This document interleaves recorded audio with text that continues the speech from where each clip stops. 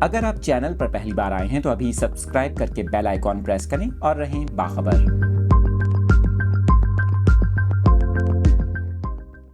Updates share کر رہے ہیں اپنے ناظرین کے ساتھ۔ اس خبر سے متعلق محکمہ موسمیات نے شہر قائد کے موسم کے حوالے سے اہم پیش گوئی کر دی۔ آپ کو بتائیں کہ محکمہ موسمیات کا یہ کہنا ہے شہر میں آئندہ چند روز کے دوران تند و تیز ہواؤں کا سلسلہ جاری رہ سکتا ہے، جبکہ عید الفطر پر بھی کراچی مسلسل تیز ہواؤں کی زد میں رہ سکتا ہے۔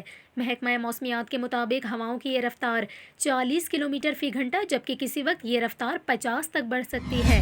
تیز ہواؤں کی وجہ سے درجہ حرارت بھی معتدل رہ سکتا ہے۔ اس کے علاوہ مضافاتی علاقوں سمیت چند ایک میں گرد آلود ہوائیں بھی ریکارڈ ہو سکتی ہیں، جبکہ ہواؤں کی رفتار میں اضافہ بلوچستان میں داخل ہونے والے مغربی سلسلے کے سبب ہے۔ یہاں پر آپ کو یہ بھی بتائیں کہ پنجاب اور بلوچستان کے مختلف شہروں میں گرج چمک کے ساتھ بارش کے باعث گرمی کا زور ٹوٹ گیا۔